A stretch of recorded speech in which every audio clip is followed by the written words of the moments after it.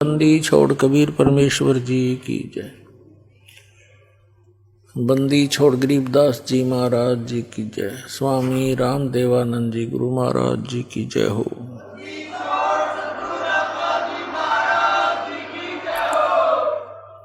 बंदी छोड़ दयाल जी तुम तक हमारी दौड़, जैसे काग जहाज का अब सूझत ओर ने ठोर। परम पिता परमात्मा पूर्ण ब्रह्म सारी सृष्टि के रचनहार कबीर परमेश्वर जी, ये हम सभी आत्माओं के जनक हैं। हम सभी जीव जितने भी इस काल के लोक में निवास करते हैं, पशु पक्षी जितने भी जलचर हैं और मानव हैं, देव हैं, ये सभी आत्माएं उस परम अक्षर ब्रह्म उस कबीर भगवान की हैं।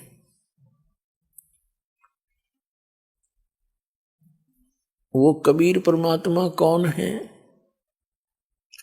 जिनके गुण वेद भी गाते हैं, जिनकी महिमा कुरान शरीफ भी बतलाती है, जिनकी महिमा प्रत्यक्ष दृष्टा संतों ने भी की हुई है। वो कौन है? अनंत कोटि ब्रह्मांड का एक रति नहीं भारे, सतगुरु पुरुष कबीर हैं कुल के सिरजनहारे। हम सुल्तानी नानक तारे दादू को उपदेश दिया, जात जुलाहा भेद न पाया वो काशी माहे कबीर हुआ। जुलाहा कबीर, दानक कबीर, ये परम अक्षर ब्रह्म है। पुण्यात्मा, हम परमात्मा की परिभाषा का कैख है भी नहीं समझ सके आज तक, जब तक ये तत्व ज्ञान हमें प्राप्त नहीं हुआ था। हमें ये तत्व ज्ञान हीन संत ऋषि महर्षि आचार्य शंकराचार्य जो भी भगवान की सतिथि बताते, हम सहर्ष स्वीकार कर लेते थे। पुण्यात्माओं के आंखों में आंसू आते थे भगवान की चर्चा सुनकर, लेकिन वो काल की महिमा सुनाया करते थे और नाम भगवान लेते थे। आत्मा अपने पिता से जब से बिछुड़ी है, ये महाकष्ट उठा रही है। अभी पुण्यात्माओं, आप इस ज्ञान से पूर्ण रूप से परिचित नहीं हुए हो, जिसमें आपकी बुद्धि इतनी मैच्योर हो जाएगी कि आप प्रत्येक संकेत को समझने लग जाओगे, तब आप परमात्मा को अच्छी तरह जान जाओगे। अभी तो आप ऐसी स्थिति में हैं जैसे कोई बालक उठाकर किसी पेन को और कहता है पिताजी ये क्या है, तो पिताजी कहता है कि बेटा ये पेन है। वो कहता है पिताजी कहता पेन है, या दादाजी जो भी जिससे वो पूछ रहा है, फिर कहता है, वो फिर बताता है ये पेन है। तो वो कहता कहता उसको रख के और चला जाता है। उसकी बुद्धि इतनी मैच्योर नहीं हुई है, इतनी विकसित नहीं हुई है, पिताजी ये बता क्या रहा है। और उसको अविश्वास भी नहीं, क्योंकि वो अपने फादर से पूछ रहा है, लेकिन उसकी बुद्धि स्वीकार नहीं कर रही पेन है क्या वस्तु।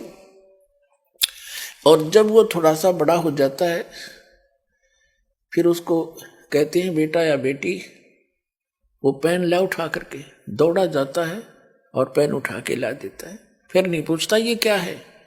तो पुण्यात्माओं, अभी आपकी या ऐनी मिट्टी है। इस ऐ को मिटाने के लिए इतना ज्ञान दिया जा रहा है, सैकड़ों प्रमाण रखे जा रहे हैं आपके सामने। एक दिन आपकी यह ऐ मिट जाएगी, क्योंकि ज्ञान से ही मिटेगी। वो क्या ऐ है? जैसे हम कहते हैं परमात्मा कबीर साहब है, आप सभी स्वीकार करते हो क्योंकि प्रमाण गणे दे दिए। फिर हम बताते हैं कि ये लोक यहां रहने का नहीं है, और ये परिवार जिसको आप मानते हो आपका नहीं है। ये परमात्मा के बच्चे आपके संस्कारवश जुड़े हुए हैं। और जो संपत्ति, जो घर मकान कोठी बंगले तुम बनाए बैठे हो, ये आपके नहीं है। लेकिन आप अस्वीकार भी नहीं करते। दास बोल रहा है क्योंकि आप मेरे शब्द के बच्चे हो, जिसे नाद के कहते हैं। और आपको ये अविश्वास भी नहीं है कि गुरुजी गलत कह रहे हैं, लेकिन यह बात आपकी ऐस स्थिति में है अभी तक। तो एक समय ऐसा आएगा, आपको ये अपने नहीं, भगवान के संपत्ति दिखाई देगी, भगवान के ही ये सब जीव दिखाई देंगे। फिर आपकी भक्ति भी दृढ़ बनेगी और आप निश्चिंत भी होगे, क्योंकि मालिक ने प्रत्येक की चिंता है। नौकर का जितना काम होता है नौकर उतना ही कर सकता है।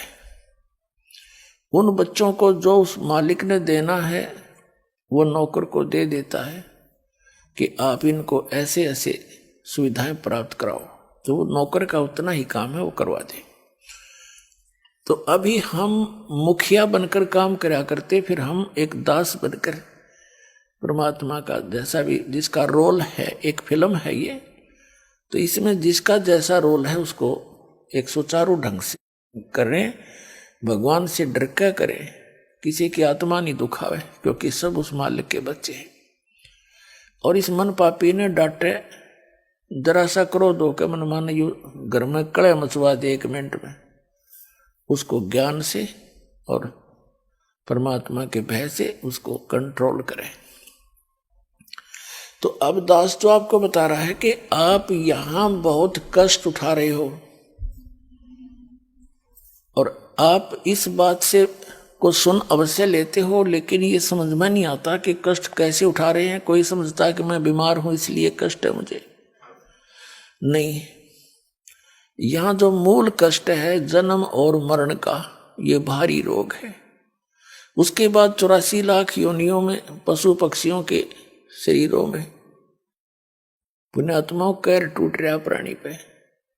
अब आप मनुष्य हो और मानव शरीर में ही आप ज्ञान ग्रहण कर सकते हो, और मानव शरीर में परमात्मा ने इतनी सुविधा भी दी है आपको कि आप अपने मकान झोंपड़ी डाल सको, गर्मी सर्दी से बचने के लिए पतले मोटे कपड़े की व्यवस्था कर सको। आप उसको छोड़कर आप भक्ति मार्ग से दूर होकर केवल यहाँ की संपत्ति जोड़न में और यहाँ कोठी बंगले बना के एक फोकट में मां बनाने की ओर सी लगा लिया आपने, जो आपकी भारी भूल है।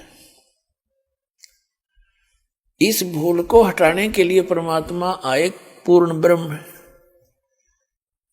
अनंत कोट ब्रह्मांड के पालक, और एक झोंपड़ी में जुल्हा बन के हाथ से काम करके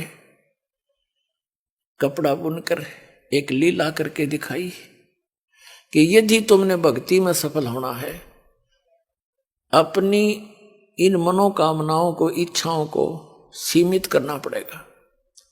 समाज को देखकर आप भक्ति मार्ग पर नहीं चल सकते।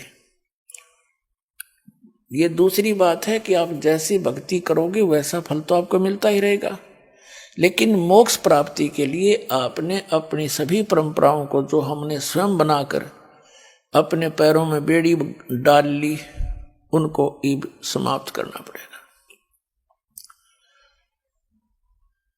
पैसों की आवश्यकता किस लिए पड़ती है? बड़ी कोठी बनाकर महिमा हो जावे गांव में, नगर में कि बड़ी कोठी है उनकी, बड़ा पैसे वाला व्यक्ति है, बड़ी कार हो। चलिए तेरे संस्कार में होगी, ये तो हो ही जाएगी। और फिर हो जाती है मृत्यु। कोठी वाले की मृत्यु हो जाती है, कुत्ता बनकर उसी गली में बाहर बैठता है कीचड़ में, गर्मी और सर्दी में, ऊपर से वर्षा हो रही है, वो ठिठुर रहा है कोठी वाला बाहर बैठकर कोठी में। कोई अन्य ही प्राणी जो परमात्मा के बच्चे हैं वो भी निवास कर रहे हैं। कुछ दिनों में उनकी भी टिकट कटेगी, वो भी बाहर बैठेंगे गली में जो भक्ति नहीं करते। तो ये जो दुर्गति और भविष्य में होने वाले कष्ट आपका हरदम चित्त में रहने लग जाएंगे, फिर आप भक्ति कर सकते हो। ये जो दास आपको बता रहा है, क्योंकि सत्संग जो है एक ऐसा सामूहिक शिक्षा स्थल है जिसमें पहली कक्षा के बच्चों के लिए भी कुछ ज्ञान बताया जाता है, दूसरी के भी, तीसरी के भी, मैट्रिक वालों को, 10वीं कक्षा वालों को, बीए वालों को, एमए वालों को, यानी अंतिम पढ़ाई वालों को भी हिंट दिए जाते हैं। सामूहिक सत्संग के अंदर सबको ज्ञान दिया जाता है और आपको बताया जा रहा है कि आप यहाँ के वासी नहीं हो, आप सतलोक में रहा करते थे और वहां आपकी